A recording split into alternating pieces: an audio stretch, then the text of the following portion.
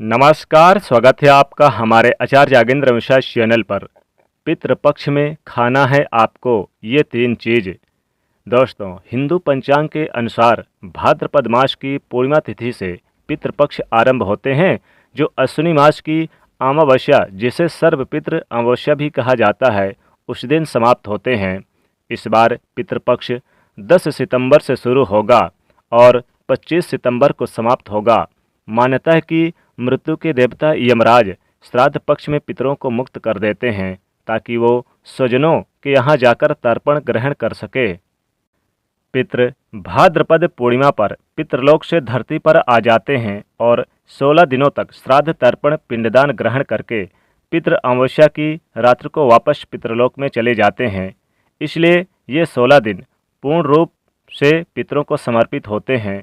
इन 16 दिनों में पितरों की आत्मा की शांति के लिए पिंडदान श्राद्ध तर्पण कर्म किए जाते हैं। पितरों के लिए श्रद्धा से कुछ समर्पित करना ही श्राद्ध कहलाता है। ये 16 दिन पितरों को प्रसन्न कर पितरों की कृपा प्राप्त करने के लिए बहुत ही खास माने जाते हैं। दोस्तों, जैसा कि आप सभी जानते हैं कि पितृपक्ष के दौरान कोई भी शुभ और मांगलिक कार्य नहीं किए जाते। शास्त्रों में पितृपक्ष के कई नियम बताए गए हैं। अगर उन नियमों का पालन न किया जाए तो इससे पितृदोष लगता है, पितृदेव नाराज हो जाते हैं। पितृपक्ष के दौरान शुभ और मांगलिक कार्य करने के साथ ही यानी कुछ ऐसी चीज़ें भी होती है जिनका सेवन पितृपक्ष के दौरान भूलकर भी नहीं करना चाहिए। यानी कि पितृपक्ष के दौरान कोई भी शुभ और मांगलिक कार्य नहीं होते, सब वर्जित हो जाते हैं। साथ ही कुछ ऐसी चीज़ें जिन्हें भूलकर भी आप पितृपक्ष के दौरान सेवन ना करें, नहीं तो पितृदोष लगता है। इसलिए इस दौरान भोजन का विशेष महत्व होता है। साथ ही आपको पितृपक्ष के दौरान 3 चीज़ें आपको जरूर खा लेनी है। जी हाँ दोस्तों, इस दौरान पितरों के लिए भोजन निकाला जाता है, ब्राह्मण भोज कराया जाता है और पंचबली भी दी जाती है। लेकिन शास्त्रों में कुछ ऐसी चीज़ों के बारे में बताया गया है जिन्हें पितृपक्ष के दौरान भूलकर भी नहीं खाना चाहिए। साथ ही कुछ ऐसी चीज़ें हैं जिनको आपको जरूर खाना है, जिनका ना तो आप पितृपक्ष के दौरान सेवन करें और ना ही पितरों या ब्राह्मणों को आप इन चीज़ों को आप खिलाएं और भोग लगाएं। लेकिन 3 चीज़ें जरूर खा लेनी है, क्योंकि इन 3 चीज़ों का महत्व सबसे ज़्यादा है। तो आइए जानते हैं कौन सी ऐसी चीज़ें हैं जिनका पितृपक्ष के दौरान आपको खा लेनी है और किन चीज़ों को भूलकर भी नहीं खानी है। इस दौरान पितरों के या ब्राह्मणों के भोजन में भूलकर भी आप इन चीज़ों को शामिल ना करें, लेकिन 3 चीज़ जरूर शामिल करें। तो आइए जानते हैं। लेकिन दोस्तों, आगे बढ़ने से पहले आपसे रिक्वेस्ट करते हैं, वीडियो को लाइक कर दीजिएगा और इसे दोस्तों को भी शेयर कर दीजिएगा। चैनल पर पहली बार आए हैं तो चैनल को सब्सक्राइब जरूर कर लीजिएगा और इस बेल आइकन को दबा दीजिएगा। दोस्तों, बड़े बुजुर्गों के द्वारा, ब्राह्मणों के द्वारा आपने अधिकतर यही सुना होगा कि पितृपक्ष के दौरान वही भोजन बनाएं, वही भोजन पितरों या ब्राह्मणों को भोग लगाएं जो पितरों को पसंद है, तभी पितरों की आत्मा को शांति मिलती है। लेकिन यही हम कुछ गलतियां कर बैठते हैं। अधिकतर घरों में अधिकतर लोग पूर्वजों की पसंद के अनुसार लहसुन प्याज का हम यानी भोजन बनाकर और ब्राह्मणों को परोस देते हैं। ऐसा ना करें। पितरों को जो आपके पूर्वजों को पसंद था उसके हिसाब से नहीं, पितृपक्ष में भूलकर भी आपको लहसुन प्याज नहीं यानी मीट अंडे का सेवन नहीं करना चाहिए और ना ही ब्राह्मणों को परोसना चाहिए। पितरों के दौरान पितरों के भोजन में इन चीज़ों को इस्तेमाल भूलकर भी नहीं करना चाहिए। शास्त्रों के अनुसार भगवान विष्णु और माता लक्ष्मी जी को ही पितृदेव कहा गया है। पितरों का भोजन, श्राद्ध तर्पण पिंडदान सबसे पहले भगवान विष्णु और माता लक्ष्मी जी स्वीकार करते हैं, उसके पश्चात पितरों को मिलता है। और भगवान विष्णु और माता लक्ष्मी जी के पूजन में प्याज, लहसुन, मीट, अंडे का इस्तेमाल बिल्कुल भी नहीं करना है, वर्जित माना गया है। अगर आप पितरों के भोजन में ये चीज़ें शामिल करते हैं, मीट, अंडा, प्याज, लहसुन, तो भगवान विष्णु और माता लक्ष्मी जी उसे स्वीकार नहीं करेंगे और जब पितृदेव स्वीकार नहीं करेंगे तो हमारे पितृ भी उस भोजन का स्वीकार नहीं करेंगे। इसलिए इस बात का विशेष रूप से ध्यान रखना है।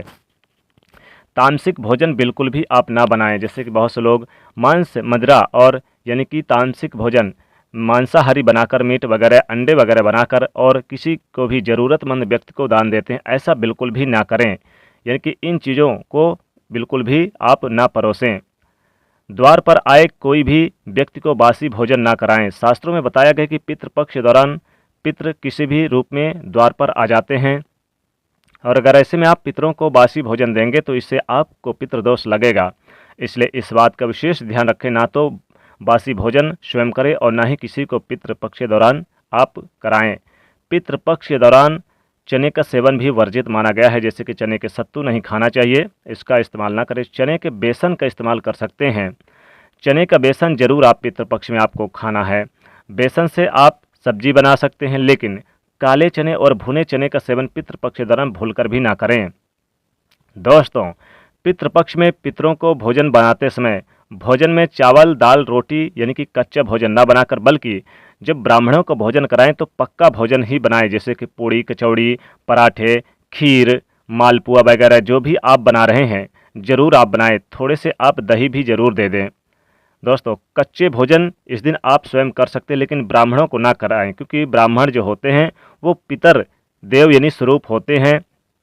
इसलिए आप इस दिन विशेष रूप से 3 चीज़ें जरूर आपको खानी है और ब्राह्मणों को भी खिलानी है। पितरों को भोजन बनाते समय, ब्राह्मणों को भोजन कराते समय आप यानी कि क्या करें, आप मूंग और उड़द की दाल की कचौड़ी या बड़े बनाकर आप ब्राह्मणों को खिलाएं और स्वयं खा सकते हैं। जी हाँ दोस्तों, पहली चीज़ है कि आप मूंग और उड़द की दाल के कचौड़ी और बड़े बनाकर या फिर दही बड़े बनाकर आप खा सकते हैं और ब्राह्मणों को खिलाएं। दाल ना बनाएं। दाल में पितृपक्ष के दौरान यानी कि आप मसूर की दाल का सेवन भी ना करें, शास्त्रों में वर्जित बताया गया है।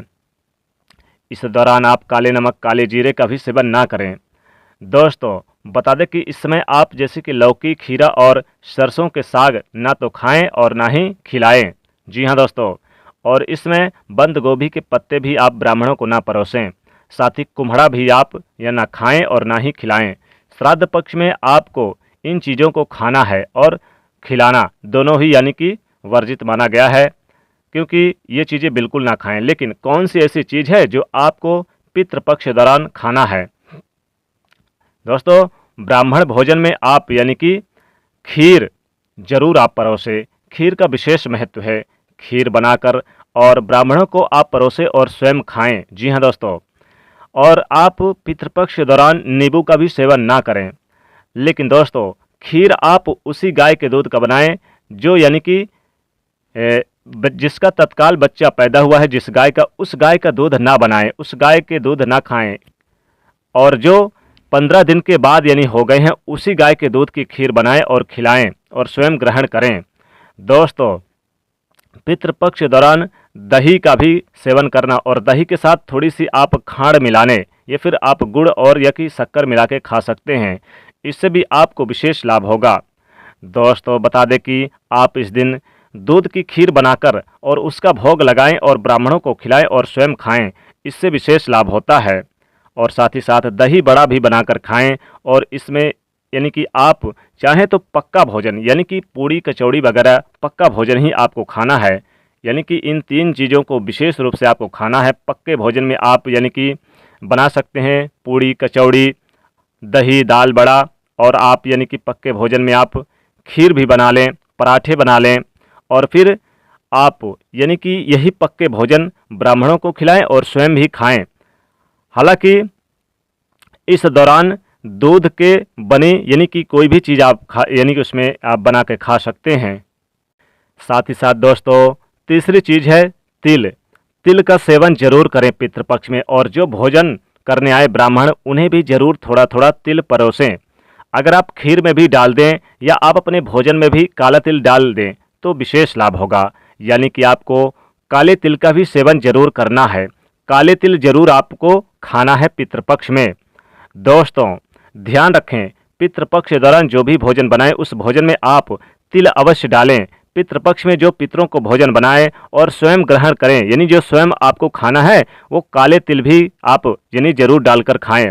ब्राह्मणों को जो भोजन कराएं या किसी ज़रूरतमंद व्यक्ति को जो पितरों के नाम से भोजन दें, उस भोजन में थोड़े से काले तिल अवश्य ही डालें। काले तिल खाना पितृपक्ष में बेहद शुभ माना जाता है।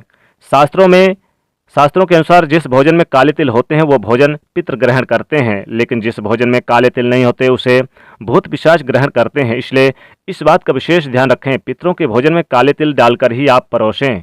और पितरों को भोग लगाएं। इससे पितृ प्रसन्न होते हैं और अपना पूर्ण आशीर्वाद देते हैं।